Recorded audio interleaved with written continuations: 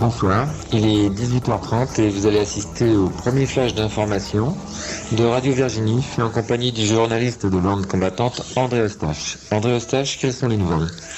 Eh bien, l'une de l'actualité ce soir, c'est bien sûr le lancement de Radio Virginie. La nouvelle station de Flers a coulé beaucoup de salive. Et bien sûr, les Floriens voudront en savoir un peu plus sur la création de cette station. Que désire-t-il savoir ? Eh bien, disons qu'une station locale, c'est quand même très nouveau.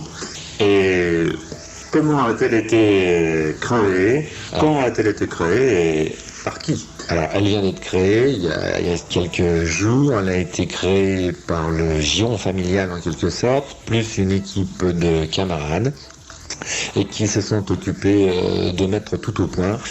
Il n'y a pas de professionnel dans l'équipe. Pas du tout de professionnel. J'avais déjà pas mal de matériel personnellement, puisque je suis littéralement un fou de sonorisation et de radio.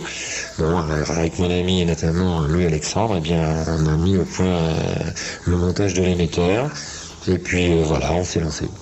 Alors le nom du créateur, c'est Guy Régal, plus connu sous le nom de Pat.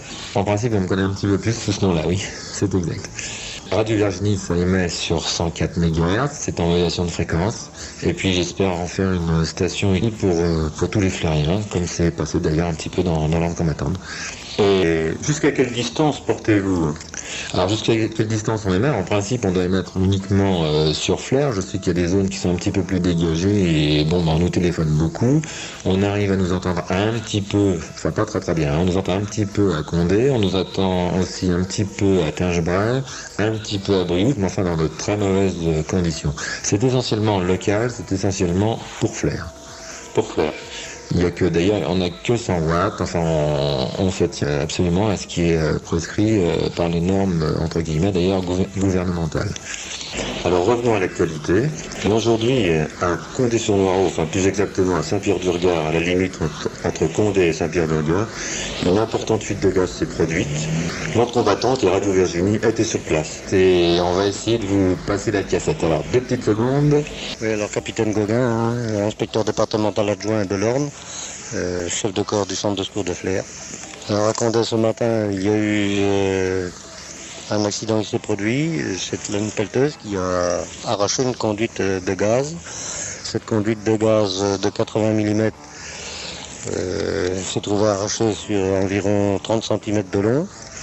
Et le gaz sortait à travers les terres, faisant un vrai geyser, et il a fallu prendre les normes de sécurité nécessaires, à savoir d'abord premièrement prévenir la population, les faire évacuer dans le secteur immédiat.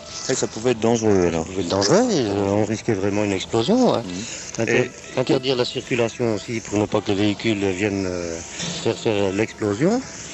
Ensuite, parce qu'un véhicule pouvait simplement faire déclencher bien sûr, oui. Nous avons fait également couper le secteur électrique, de façon à éviter tout contact électrique, parce que c'était vraiment une nappe de gaz qui se promenait sur la rue. Hein. Alors effectivement, il y a eu les pompiers de Condé-sur-Noireau qui se sont déplacés, qui ont mis en batterie un hydro-injecteur qu'ils ont mis en place. C'est pour permettre d'aspirer le gaz, pour l'évacuer dans la nature. Alors cet appareil fonctionne par pression d'eau, on envoie de l'eau, c'est la pression d'eau qui fait tourner une hélice. Cette hélice aspire le gaz et on dirige le gaz où l'on veut. Et ça vous arrive souvent d'utiliser ce type d'appareil ? Non, moi depuis une dizaine d'années, là ça fait la 2e fois que je m'en sers. Il n'y a pas eu d'arrêt total de gaz. La seule chose que nous avons fait baisser la pression.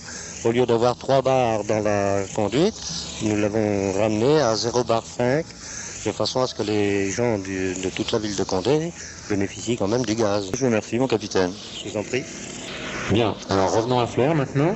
Alors ce soir à Flers, réunion du conseil municipal à la mairie. 39 questions sont à l'ordre du jour. Parmi les plus importantes, celles consacrées au compte administratif de la ville. D'autres questions seront également débattues, en particulier les demandes de subventions exceptionnelles de diverses associations locales. C'est un conseil qui va se finir très tard. Sûrement très tard dans la nuit. Bon, donc beaucoup de courage pour tout le monde et Madame le maire. D'ailleurs, Madame le maire nous a téléphoné tout à l'heure pour nous donner une très bonne nouvelle pour Flers. Oui, une très bonne nouvelle pour l'emploi à Flers, que nous a communiqué Madame Lointier. C'est l'intention de la société Sogec-Viande de multiplier par 2 son implantation sur notre ville. Alors cette nouvelle sera annoncée ce soir au Conseil. Nous l'annonçons en avant-première. Merci Madame le maire. Bien, le vendredi soir, c'est aussi une soirée de loisirs. Qu'est-ce qui se passe ce soir? Alors ce soir, surtout une soirée costumée à la discothèque Le Mille Pattes. Et l'entrée sera gratuite pour les gens costumés. Il y a autre chose, non? Non, rien de spécial. Sinon, demain matin, une nouvelle qui intéresse les Flériens, c'est l'inauguration de la nouvelle desserte Paris-Grandville qui se déroule à Argentan. C'est la SNCF, ça, hein? C'est la SNCF, oui, qui inaugure de nouvelles rames commandées par la région. Oui. Alors il y aura beaucoup d'invités, 600 invités sont attendus à la gare, et ces invités viennent par le train. Il n'y a pas quelque chose de prévu à Flers, il me semble? Si, alors à Flers, le 10 octobre aura lieu le baptême d'une automotrice, et justement demain matin, à Argentan, une automotrice sera baptisée aux armes de la ville d'Argentan. Et la même chose à Flers. La même chose à Flers, le 10. Est-ce qu'on connaît le nom de la locomotrice baptisée à Flers, non? Je ne pense pas qu'elle ait de nom spécial, je pense qu'elle sera aux armes de la ville. Eh bien, on aura la surprise. Les loisirs pour demain soir? Alors, dans le domaine musical, demain soir, à la pizzeria, soirée jazz avec le groupe Patchwork. Quel genre musiciens qui ont un style très diversifié. Quel genre de musique? Du jazz middle, bebop, de la bossa nova et en plus des compositions du pianiste. Donc beaucoup de choix, une très bonne soirée à la pizzeria. Autre chose? Non, rien d'autre, sinon dimanche, beaucoup de sport, mais essentiellement la rencontre de football de l'équipe première au stade de Flers. Oui. C'est la première fois que l'équipe locale joue sur son terrain depuis le début du championnat, qu'elle a commencé par un match nul.